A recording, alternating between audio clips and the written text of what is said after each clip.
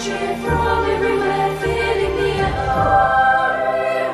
In Chelsea's tale. Whoa.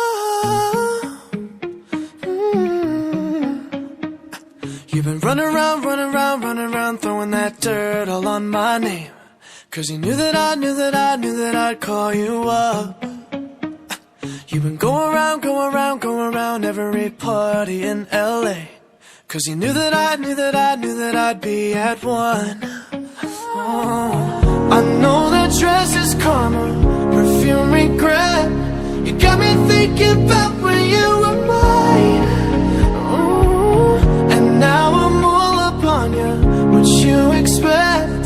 But you're not coming home with me tonight. You just want attention. You don't want my heart. Baby, you just hate the thought. तेरी आवारगी बन जाऊं मैं,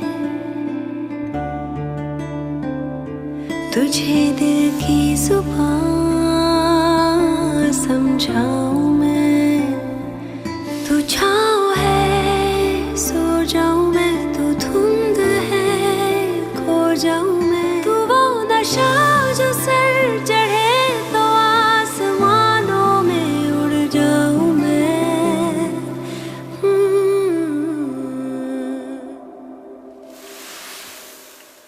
तेरा ये इश्क मेरा फितूर, तू जो भी कहे बन जाऊं मैं।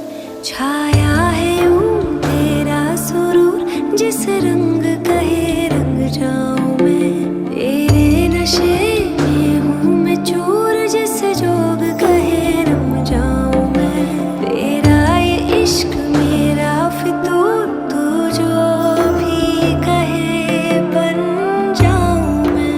आपके पास आके धन्यवाद देते हैं, समय के लिए धन्यवाद देते हैं, आपके प्रेम के लिए धन्यवाद देते हैं, आपके साथ के लिए परमेश्वर धन्यवाद देते हैं। आज के दिन और समय को यूं करने के लिए जबकि अपूर्व और श्रेया परमेश्वर मसीह पवित्र विवाह में बांधे जाए। खुदावंद दुआ करते हैं, सहायता और मदद कीजिएगा। इस विवाह की विधि में आप उपस्थित हो पिता परमेश्वर। आपकी गरिमा को जानते हुए हम सारे कार्यों को करने वाले हो, हर प्रतिज्ञा हर सहमति हर बात पिता परमेश्वर आपकी दया से परिपूर्ण होकर के की जाए करो जी। खुदावंद हम धन्यवाद देते हैं कि आपने सारी बातों में से पूर्ण सहायता और मदद करी है। पवित्र आत्मा को काम कीजिएगा, सुनने वाले कानों को और ग्रहण करने वाले जीवन को आशीषित कीजिएगा। तमाम बातों को आपके हाथों में सौंपते हैं, दिन यीशु नाम में मांगते हैं, सुनिए कबूल कीजिएगा। आमीन। कलीसिया अपने स्थान पर खड़ी हो जाएगी और इस समय हम अपने महापूर्व स्त्री को मिलकर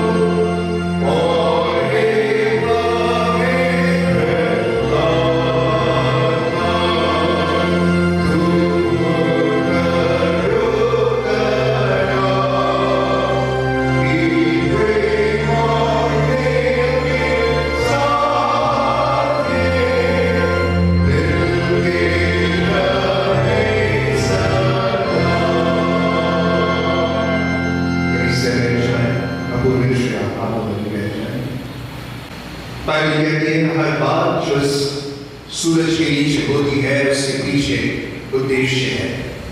परमेश्वर ने उद्देश्य के साथ में विवाह की स्थापना करी है। उसके पीछे परमेश्वर ने अपने अभिप्राय को जोड़ करके रखा है।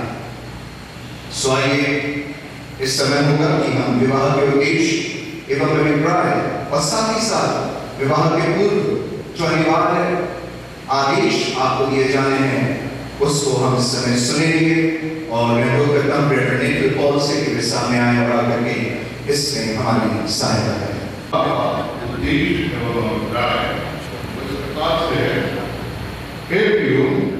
हम यहाँ ईश्वर के सामने इकट्ठे हुए हैं कि इस युवक अपूर्व और युक्त स्त्रिया को पवित्र विवाह में जोड़े। विवाह एक आदरणीय संस्कार है जिसको स्वयं परमेश्वर ने मनुष्य के लिए ठहराया है।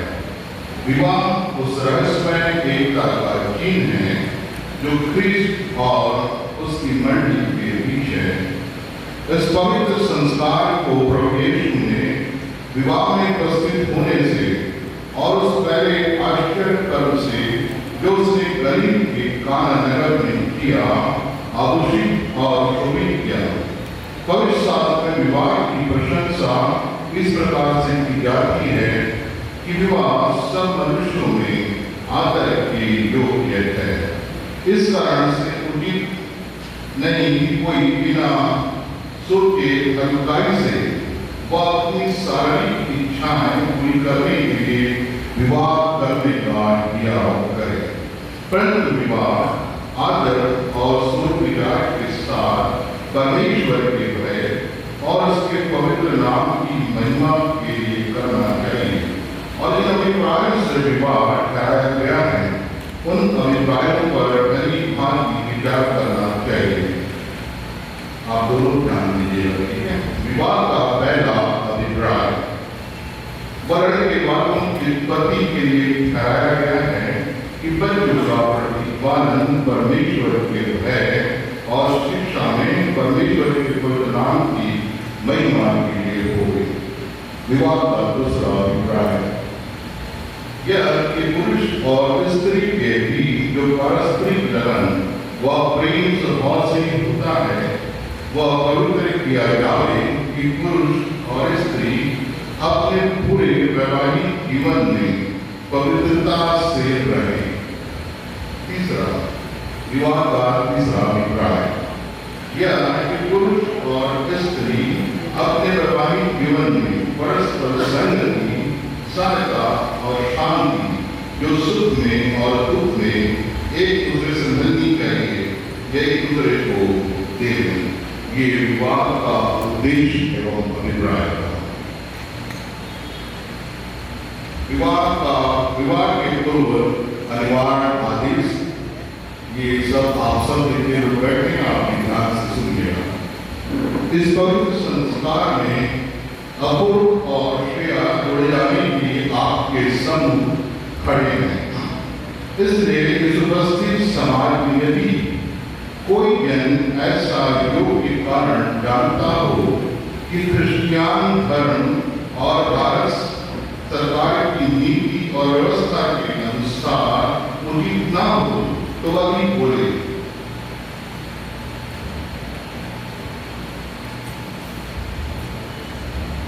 और नहीं तो अब आगे सदा के लिए चुप रहे।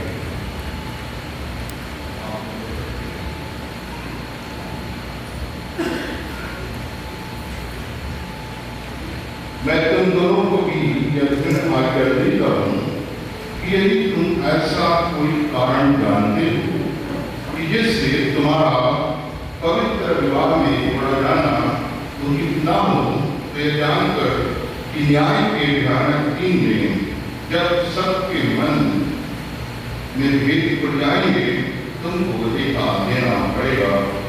तुम अब उसका अंगीकार करो और इसको निश्चय जानो कि जो ईश्वर के वचन और सम्मति के विरुद्ध जोड़े जाते हैं उनको ईश्वर नहीं जोड़ता और न यहाँ उनका विवाह होता है। मेरे पीछे बोलिए।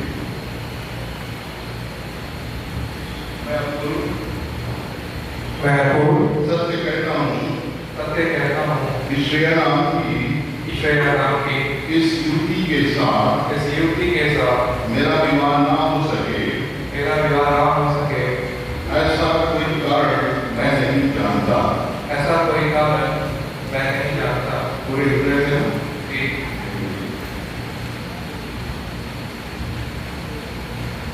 मैं श्रेया सत्य कहती हूँ कि अपूर्व नाम कि इस युवक के साथ मेरा विवाह ना हो सके, ऐसा कोई कारण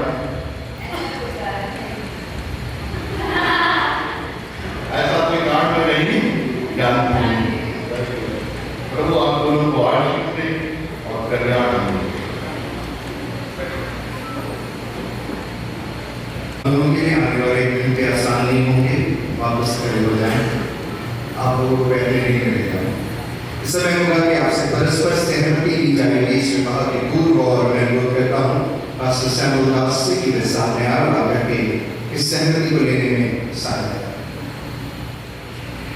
श्रेया अपूर्व के लिए जो दोनों के परस्पर सहमति प्रभु के सामने और कलीसिया के सामने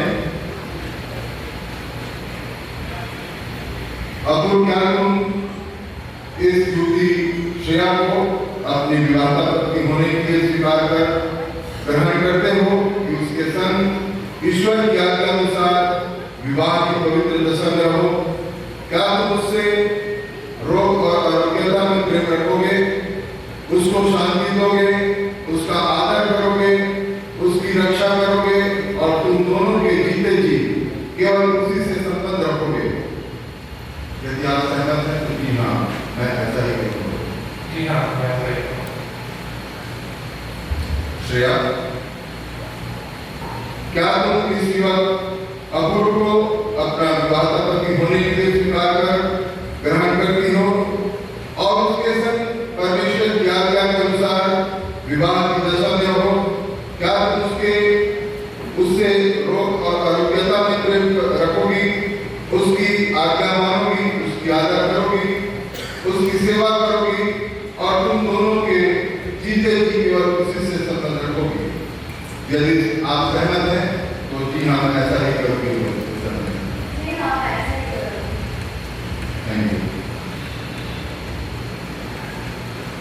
दो पक्ष में जिनके घर बेटियों से नवाजे जाते हैं उनके लिए सबसे सुंदर और कठिन पल होता है, अब वो होता है कन्यादान का।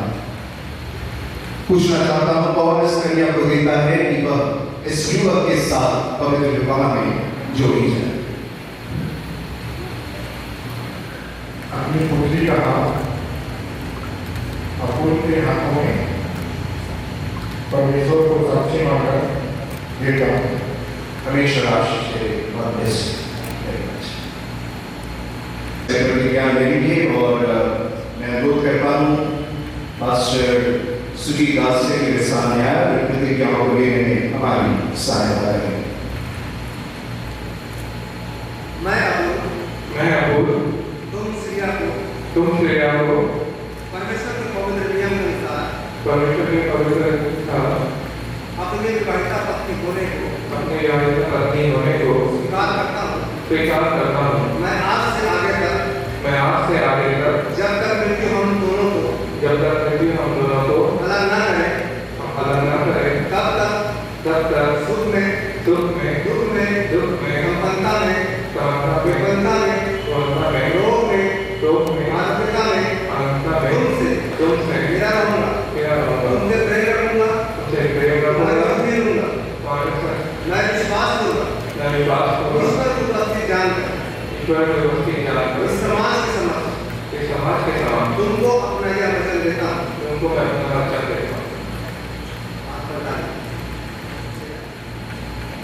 मैं श्रेया तुम अपूर्व को परमेश्वर के पवित्र नियम के अनुसार अपना विवाहिता पति होने को स्वीकार करती हूँ। मैं आज से आगे तक जब तक मृत्यु हमको अलग ना करे सुख में, दुख में, संपन्नता में, विपन्नता में, रोग में, आरोग्यता में तुमसे मिले रहूंगी, तुमसे प्रेम रहूंगी और तुम्हारी सुधि देती रहूंगी। मैं विश्वास पूर्वक ईश्वर को उपस्थित जानकर इस समाज के समक्ष तुमको अपना यह वचन देती हूँ। परमेश्वर आपको आशीष। विवाह के पूर्व मुझे आदेश दिया गया था दोनों ही ओर से कि हम अपनी लड़की को जल्दी रुखसत करना चाहते हैं और हम जल्दी अपनी बहू को अपने घर लेकर के जाना चाहते हैं। और मैं प्रयास करूंगा कि मैं कम समय में परमेश्वर की बातों को आपके साथ में रखूं। धन्यवाद देता हूँ सभी पासवानों को कि आप यहाँ पर उपस्थित हुए और आपकी प्रार्थना, आपकी आशीष और आपके वचनों के माध्यम से विवाह संपन्न कराया जा रहा है।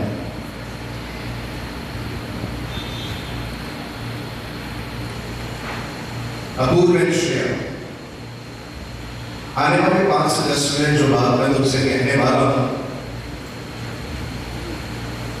उसके लिए मैं कहना चाहूंगा कि अब तक तुम बहुत मस्त रहे थे, अब तुम गृहस्थ होने वाले हो और अगर इन बातों को तुमने ध्यान से नहीं सुना तो तुम पक्का पस्त होने वाले हो।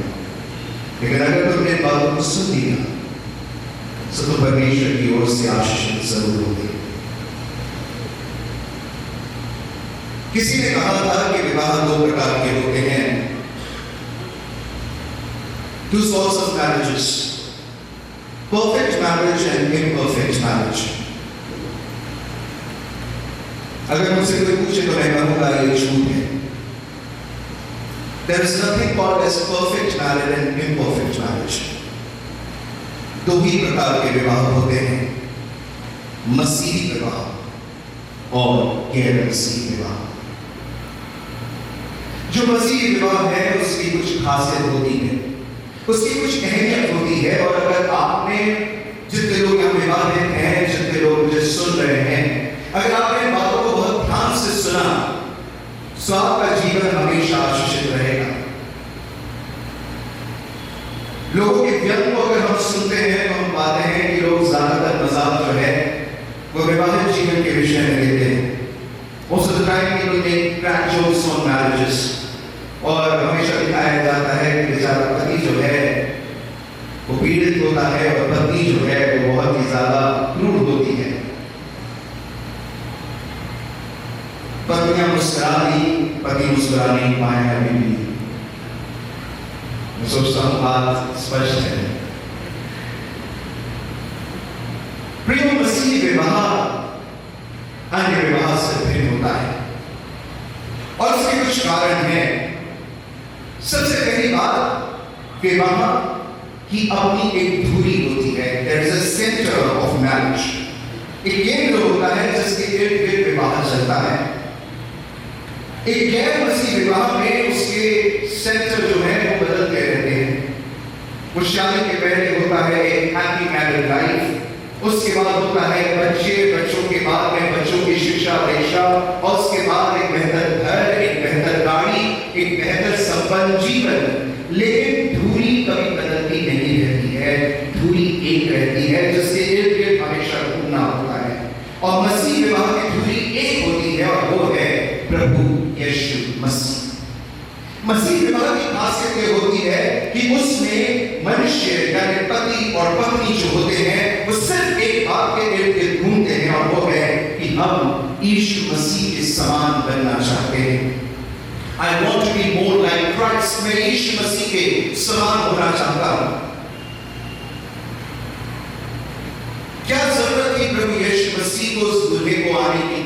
क्या जरूरत थी उन कष्टों को उठाने की? क्या जरूरत थी हर जहमत को उठाने की? क्योंकि जो एक रिश्ता एक बगीचे में टूटा था वही रिश्ता दूसरे बगीचे में जुड़ा। जो रिश्ता रंग की वाटिका के बगीचे में टूटा था वो गत्सेमनी के बाग में जुड़ता है। और वो बस यही कहता है कि तुम मुझसे बनते चले जाओ तो तुम्हारा विवाह पवित्र भी होगा, बेहतर भी होगा। जो मुख्य उद्देश्य होता है कि a husband and a wife come together to become more like Christ. हो सकता है पूर्व किसी समय में तुम अपने क्रोध में आके अपने ऑफिस की टेंशन में आकर के कुछ ऐसी बातें बोलो जो अनुचित है, कुछ ऐसे कार्य करो जो अनुचित करने लगे, तुम्हारे स्वभाव में बदलाव आने लगे, तब श्रेया तुम्हारी जिम्मेदारी बनेगी कि तुम उसे परमेश्वर के वचन से चिताओ, बताओ कि तुम परमेश्वर के गैरों में चलना छोड़ चुके हो। और जब श्रेया उन बातों में आकर के उन अभिलाषाओं में पड़ करके भटकने लगेगी, तब अपूर्व तुम्हारा कर्तव्य बनेगा कि तुम उसे सुधारो, तुम उसे परमेश्वर के नजदीक लेकर आओ और दोनों जन एक दूसरे को यह स्मरण दिलाएं कि हमको यीशु मसीह के समान होना है। क्यों यीशु मसीह के समान होना है, इसका उल्लेख इफिसियों 5 में मिलता है। मुझे आपको जब हम बाइबल में इफिसियों 5 अध्याय को देखते हैं, वहां पर पति और पत्नी के विषय में आदेश लिखे हुए हैं। इफिसियों 5 और उसके 23 से लेकर के 26 में पति के लिए कुछ लिखा हुआ है। ध्यान से सुने क्या लिखा है। क्योंकि पति पत्नी का सिर है, जैसे कि मसीह कलीसिया का सिर है और स्वयं ही देह का उद्धार करता है। पर जैसे कलीसिया मसीह के अधीन है, वैसे ही पत्नी भी हर बात में अपने पति के अधीन रहे। पत्नियों अपनी पत्नी से प्रेम रखो, जैसा मसीह ने भी कलीसिया से प्रेम करके अपने आप को उसके लिए दे दिया कि उसको वचन के द्वारा जल के स्नान से शुद्ध करके पवित्र बनाए। बहुत सारी बातें हैं, अगर इसे समराइज में करूं, सुपति को कहा जा रहा है कि तुम्हें लीडरशिप करनी है। हस्बैंड से कहा जा रहा है कि तुमको अगुवाई करनी है। ये अगुवाई डिक्टेटरशिप नहीं है, तानाशाही नहीं है कि कल की सुबह से पूर्व ने आदेश चलाना चालू कर दिया, जाओ मेरे लिए चाय लेकर आओ, कॉफी बना करके लेकर आओ। ये डिक्टेटरशिप नहीं है, ये सम्मान का रिश्ता है प्रियो। और उस सम्मान को हम तभी समझ पाएंगे जब हम यीशु मसीह के समान होंगे। यीशु मसीह की महानता के बारे में फिलिपियों की पुस्तक में वर्णन करते हुए वचन कहता है कि उसने जो स्वयं परमेश्वर था, अपने आप को शून्य किया। इस रीति से शून्य इसलिए किया ताकि वो कलीसिया अपनी दुनिया के साथ प्रेम कर सके, उसकी अगुवाई सही तरीके से कर सके। और पति को आदेश किया गया कि सुनो, तुम्हें यीशु मसीह के समान अपने परिवार की अगुवाई करनी है। और उस अगुवाई को करने के लिए तुम्हें अपनी पत्नी से प्रेम करना होगा, तुम्हें अपनी पत्नी का सम्मान करना होगा, तुम्हें अपनी पत्नी के मसीही चरित्र का ध्यान रखना होगा। और पत्नी से कहता है कि सुनो, तुम अपने पति के अधीन रहो। Now when it's asking you to submit, it is not asking you to subvert. अंग्रेजी में एक शब्द होता है सबवर्टिंग। सबवर्टिंग का मतलब होता है कि तुम पत्नियों को अपना नौकर बना करके नहीं चलते हो, क्योंकि बाइबल वापस बात दोहराती है कि ये सम्मान परस्पर है। पति को पत्नी का सम्मान करना है, पत्नी को पति का सम्मान करना है। आज के समय में बाइबल कहती है कि दुआ करो कि तुम संसार की रीति पे ना चलो। आज मैं बहुत स्वाभाविक देखता हूँ कि पति और पत्नी के बीच से हम लोग ओटीटी कंटेंट देखने वाले लोग हैं, और ओटीटी कंटेंट पे नेटफ्लिक्स और सारे साइट्स पर ऐसा दिखाया जाता है कि पति पत्नी एक दूसरे के साथ तू तड़ाके के साथ में बात करते हैं। पति पत्नी एक दूसरे के साथ में ऐसे बात करते हैं जैसे रास्ते चलते दो मित्र हो। लेकिन मैं आपसे कहना चाहता हूँ, मसीह विवाह इस बात की छूट आपको नहीं देता। वो कहता है कि हर बात में सबसे ज्यादा अगर किसी रिश्ते में तुम्हें आदर देना है तो पति को पत्नी का और पत्नी को पति का, और इस आदर में तुम्हें उस पति के अधीन रहना है, क्योंकि जब तुम उसके अधीन रहती हो तुम उसे जिम्मेदार बनाती है। जब पत्नियां पति के अधीन रहती हैं वो पति को जिम्मेदार बनाती हैं, और जब पति जिम्मेदार बनता है तो वो यीशु मसीह का अनुकरण ज्यादा गहराई के साथ में करता है। स्वाभाविक रीति से देखा गया है कि जिन परिवारों में पत्नियां फ्रंट लाइन पे आ जाती हैं, जहां पत्नियां डिसीजंस लेने लगती हैं, वहां आप एक बात को पाएंगे, पति परमेश्वर के गौरव कैसे परमेश्वर के वचन पर चलने से दूर होते हैं। और इसका दोष पतियों का नहीं पत्नियों का है, क्योंकि आपने जो अधिकार परमेश्वर ने उन्हें दिया है उसे आपने उनसे छीन लिया। आपके पास कितनी भी अकल क्यों ना हो, आपके पास कितनी भी समझ क्यों ना हो, आप कितनी भी अपने पति से ज्यादा शिक्षित क्यों ना हो, निर्णय लेने का कार्य आप अपने पति के हाथों में देकर के रखें, क्योंकि जब आप उस जिम्मेदारी को उन्हें देती हैं वो यीशु मसीह के पीछे चलने के लिए प्रेम के साथ विवश हो जाते हैं। और इसलिए पत्नियों को अपने पति के अधीन होना चाहिए। इस बात को इस प्रकाशना के साथ में पतरस कहता है कि सुनो हे पत्नियों, जिनके पति परमेश्वर से दूर हैं, वो अपने भले स्वभाव के द्वारा अपने पतियों को प्रभु में ला सकती है। भला स्वभाव क्या है? इस आदेश को मान करके अगर हम एक सारी बातें भूल करके एक ही बात पर आ रही है कि हमें यीशु मसीह सा होना है। अंतिम बात, विवाह 3 बातों का संगम होता है। विवाह 3 बातों का संगम होता है जो हमने देखा, प्रेम, आदर और एक दूसरे में अपने आप को समर्पित करना। प्रेम, आदर और समर्पण, इन 3 चीजों का मिश्रण जो है उसे हम मसीही विवाह कहते हैं। बॉलीवुड और बॉलीवुड की परिभाषाओं में आप इस रिश्ते को दोस्ती कह सकते हैं। लोगों की भाषा में इसे आप एक साझेदारी कह सकते हैं। आप अपनी समझ का सहारा लेकर के इसको आगे बढ़ा सकते हैं, लेकिन याद रखिएगा आप इसे संभाल तक नहीं पाएंगे जब तक आप यीशु मसीह सा बनने पर एक दूसरे का जोर नहीं देंगे। और इस काम को करने के लिए आपको तीसरी और महत्वपूर्ण बात सेल्फलेस बनना पड़ता है। You have to become selfless। जब मैं छोटा था तब मैं मोटा नहीं था और मैं आइसक्रीम खाना बहुत पसंद करता था। थोड़ा बड़ा हुआ, जंक फूड की आदत लगी और वो दिखता है। और मुझे एक चीज बिल्कुल पसंद नहीं थी, वो था मेरी आइसक्रीम शेयर करना और मेरे पिज्जा का कोई भी टुकड़ा देना। मेरे माता पिता यहाँ बैठे हैं, मैं हमेशा 2 से कम पिज्जा कभी नहीं बुलाता। जिसे खाना है ये दूसरा आपके लिए है, बांटो खा लो। ये वाला मेरा है, इसे बिल्कुल भी क्या नहीं करना, छूना है, इसे टच मत करना, ये मेरा है। लेकिन ये बात कहना चाहता हूं कि अपने आप ही, क्योंकि तीसरी महत्वपूर्ण बात कहने जा रहा हूं, जब मैंने अपना जीवन पवित्र आत्मा के हाथों में दिया, मेरा अटैचमेंट मटेरियलिस्टिक चीजों से हटने लगा। मजाक की बात लगेगी, लेकिन आज एक ही पिज्जा लेता हूं, पूरा तो नहीं, लेकिन 2 स्लाइस अपनी पत्नी के संग जरूर शेयर करता हूं। Marriage makes you selfless। Christian marriage makes you selfless। यहां भी ये बात नहीं होगी कि क्या तेरा है क्या मेरा है।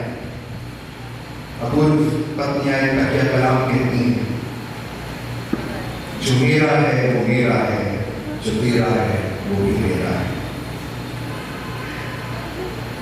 कितनी पत्नियां कहती हैं, सभी कहती हैं, सभी मानती हैं। और यही तो मसीही विवाह की समझदारी है। उसमें एक अजीब सा विश्वास होता है कि जो मेरा है वो तो मेरा है, लेकिन जो तुम्हारा है वो भी मेरा है। इसलिए मेरा है क्योंकि हम दोनों ने, और ये भी कुछ बार आपको यीशु मसीह सिखाते हैं। अंतिम आयत को बता करके समाप्त करूंगा। फिलिपियों की पुस्तक और उसका 2रा अध्याय, 6 आयतें हैं, उसका 3रा और 4था पद, जहां लिखा हुआ है, विरोध और झूठी बढ़ाई के लिए कुछ ना करो, पर दीनता से एक दूसरे को अपने से अच्छा समझो। सेल्फलेसनेस की परिभाषा दे रही है कि वो अपने आप को अच्छा नहीं, बल्कि वो दूसरे के पर्सपेक्टिव को समझना प्रारंभ करते हैं। We start understanding each other. We start appreciating the difference of view. हम दोनों के व्यूज कभी एक नहीं होंगे, पति और पत्नी के व्यूज एक नहीं हो सकते, दो अलग पृष्ठभूमि से आए हुए लोग हैं, लेकिन वो एक दूसरे को अपने से अच्छा समझना प्रारंभ करते हैं, एंड दैट इज सेल्फलेसनेस। आगे कहती है चौथी आयत, हर एक अपनी हित की नहीं वरन दूसरे की हित की भी क्या करे, चिंता करे। मसीह विवाह आपको एक दूसरे की हित की चिंता करना सिखाता है और आपको बेहतर बनाता है। प्रियो,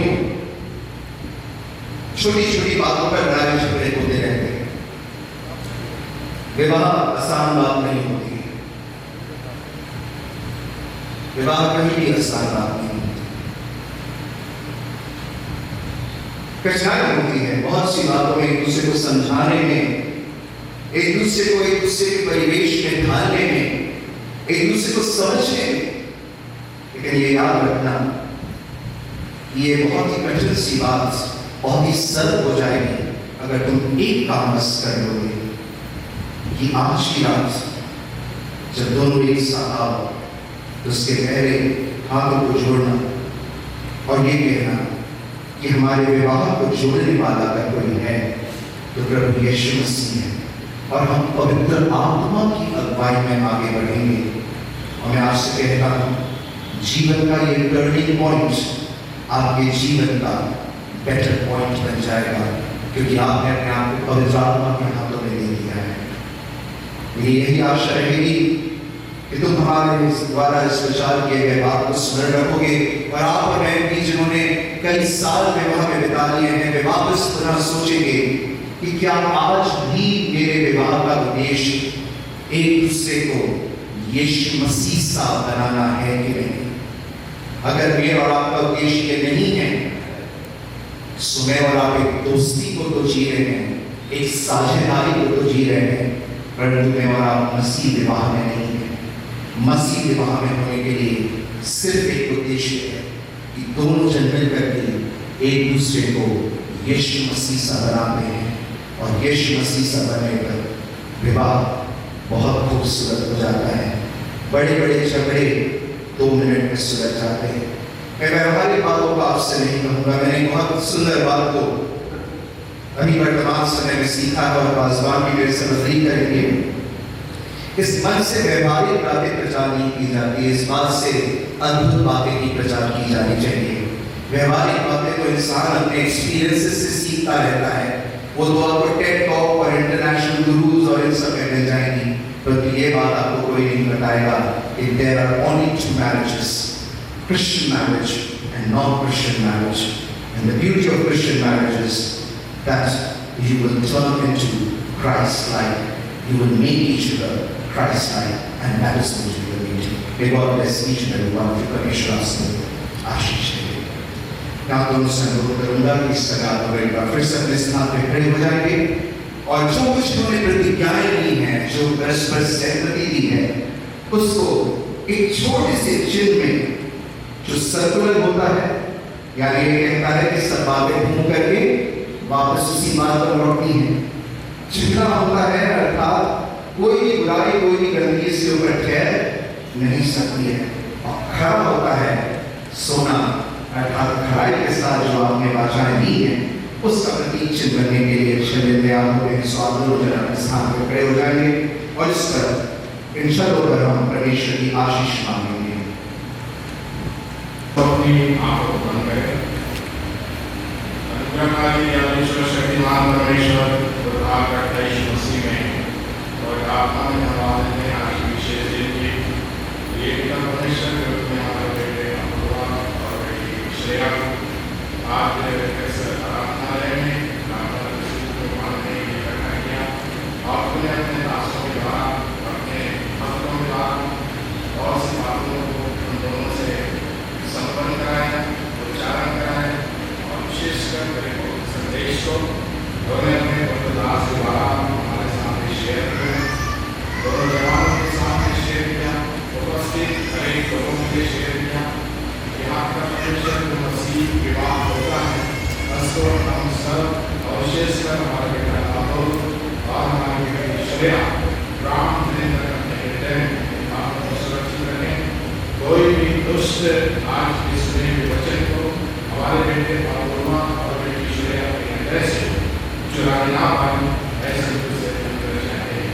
धन्यवाद तुम्हें समूह की प्रार्थना को सुना है और इस संदेश के धन्यवाद में जो हमारे जवान अपने विवाह के सरस्वती जी को स्मरण जी को एक दूसरे को आदान प्रदान करने का ऐसे दोनों सोने के छंदों यीशु के नाम से सब शुरू करने और करने आशीष करने ताकि इनके आदान प्रदान से इनके एक दूसरे को पहनाए जाने से इनके जीवन में यीशु मसीह की आशीष कल्याण स्वर्गीय स्थान से होने का ताकि हमारे जवान हमारे पिता परमेश्वर मसीह विवाह को प्रकट करे, मसीह जीवन के बाद मसीह स्वभाव के बाद और वे दोनों एक दूसरे को मसीह बनने के लिए मदद करें प्रार्थना के बाद और सुतरां सबों की प्रार्थनाओं को धन्यवाद करते हैं।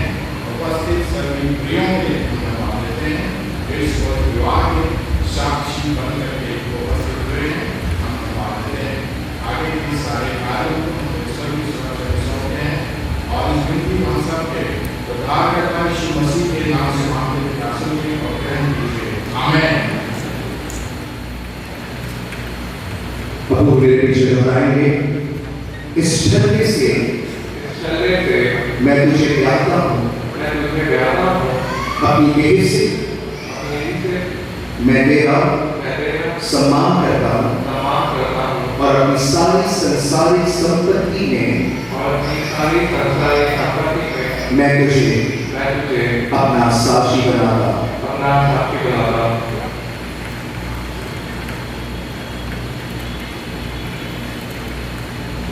पिछला दोहराएंगी, इस चलने से मैं तेरा इनकार करती हूँ, मैं तेरा अंगीकार करती हूँ और जो कुछ मैं हूँ और जो कुछ भी मेरा है तुझे समर्पित करती हूँ।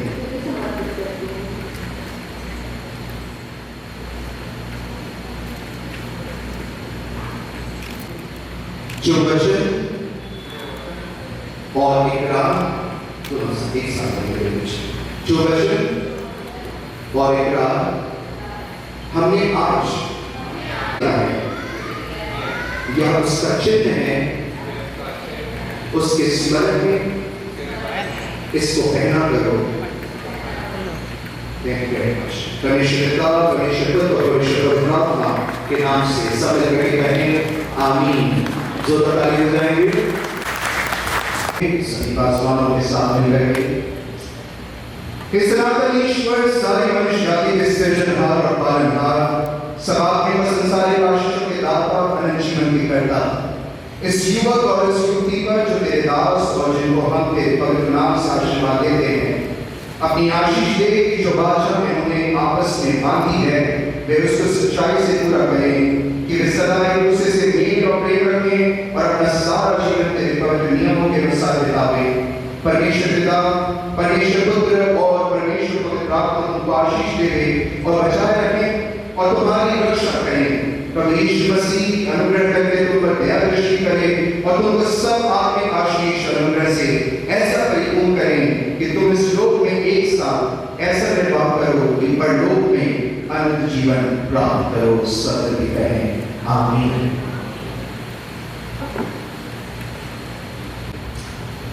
आज से पहले बहुत सी शादियां नहीं है, लेकिन आज पहली बार विवाह की घोषणा करने जा रहा हूँ। मैं परमेश्वर पिता को इस बात के लिए धन्यवाद देता हूँ। आप दोनों से मेरे बहुत स्पेशल रहेंगे और मुझे हमेशा याद रहेंगे। पवित्र विवाह में सम्मिलित हुए और इस मंडली के सामने उन्होंने इस बात का अंगीकार किया और उस पर एक दूसरे को अपना अपना वचन दिया और छलने के देने और लेने और हाथों के मिलाने से इस पर साक्षी दी है। इसलिए मैं परमेश्वर का ठहरा हुआ दास होकर के तथा छत्तीसगढ़ मध्य प्रदेश सरकार के मैनेजर द्वारा नियुक्त होकर इनको पति और पत्नी घोषित करता हूँ परमेश्वर पिता, परमेश्वर पुत्र और परमेश्वर पवित्र आत्मा के नाम से आमीन। May God bless you. now the moment जिसका इंतजार अतुल और श्रेया दोनों कर रहे होंगे, मैं आपसे अनुरोध कर रहा हूँ कल शाम को ज़रा तारीख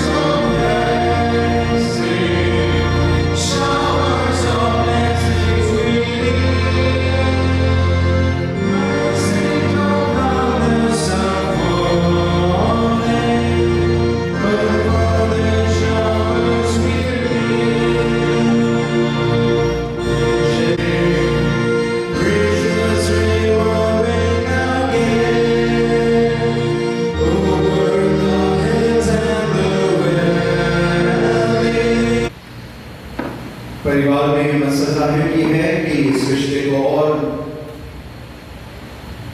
बल प्रदान करने के लिए और इन बातों को और सरल बनाने के लिए भारतीय परिवेश में जो चिन्ह के रूप में ठहरता है, एक सूत्र होता है, एक चेन होती है जो दिया जाता है, जिसे मंगलसूत्र कहा जाता है।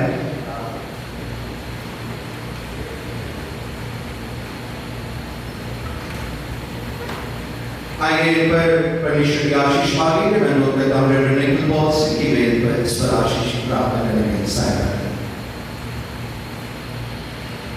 प्रभु की बातों से आपका धन्यवाद करते हैं आज के उत्तम समय के उत्तम अवसर के लिए जो आपने अपूर्व और श्रेया को अपनी उपस्थिति में जोड़ा और इन सब इस बात का गवाह बनाया। आपका धन्यवाद करते हुए प्रतिज्ञा इन दोनों ने किए, लोग जिनका ये जीवन पर इन प्रतिज्ञा उनके साथ बने रहने का मांगा। प्रथम स्नान में आपको देने वाले हो सके जो मंगलसूत्र को दिया गया, इस बात का बोधक है कि जीवन पर इन जो बातें उन्होंने की और एक सूत्र के रूप में जबकि ये श्रेया को तैनात नहीं करे, तो हमेशा इस बात को स्मरण रखें कि वो परमेश्वर की उपस्थिति में इन बातों की गवाह बने और इन बातों की प्रतिज्ञा उन्होंने इस मंगलसूत्र पर आशीष बोलते हम चाहते कि दोनों आप में पूरे बने और आप में बढ़ने वाले हो सके। प्रार्थना यीशु के नाम से मांगते हैं।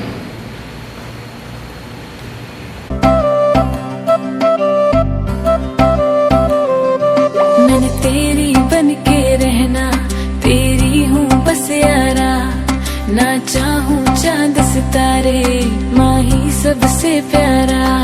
जहाँ कहेगा वहाँ रह लूंगी, हंस हंस के सब कुछ सह लूंगी। जहाँ कहेगा वहाँ रह लूंगी, हंस हंस के सब कुछ सह लूंगी। माँ ही आए वादा करे, वे मैं तेरी हो गईया, मुझे दूर ना करी। वे मैं तेरी हो गईया, मुझे दूर ना करी। ये डोर मोहब्बत की कमजोर ना करी।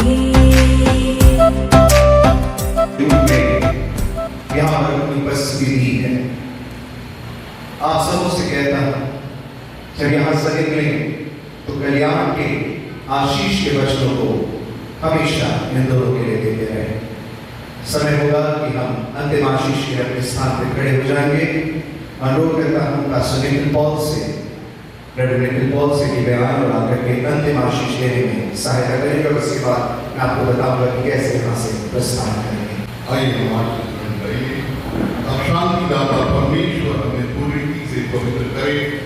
हमारी आत्मा, प्राण और देह प्रभु यीशु मसीह के द्वारा आगमन तक पूरे निर्दोष और सुरक्षित पाए जाए। हिदायत और शांति मिले। अब हमारे पिता परमेश्वर का प्रेम, प्रभु यीशु मसीह का अनुग्रह और पवित्र आत्मा की शांति और सहायता हर एक उपस्थित लोगों के साथ और विशेषकर अपूर्व और श्रेया के साथ विवाह युग बनी रहे। आमीन। हमने हमारे कलीसिया में एक नई विधि को प्रारंभ किया है और नई विधि होती है कि कलीसिया की ओर से पहला तोहफा जो है वो दिया जाता है। कई लोग यूनिटी कैंडल जलाते हैं, कई लोग यूनिटी के शब्द कहते हैं, पर हमें लगता है कि अगर किसी बात में पिता, पुत्र और पवित्र आत्मा एक हुए तो वो वचन था, और जिस बात में आप दोनों जन एक मन हो पाओगे वो परमेश्वर का वचन होगा।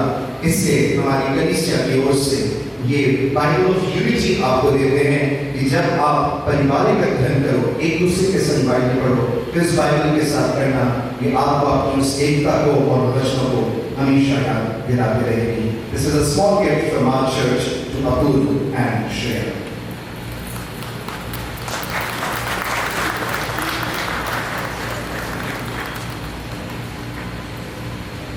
मैं दोनों के माता पिता से अनुरोध करूंगा कि आप लोग सामने आ जाएंगे और सब पासवानों से की पहली फोटोग्राफ के लिए हम आ जाएंगे।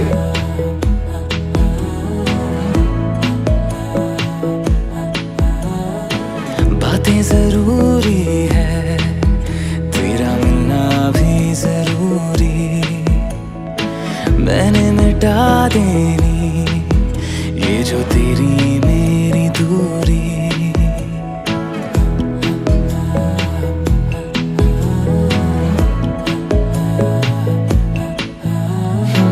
बातें जरूरी है, तेरा मिलना भी जरूरी,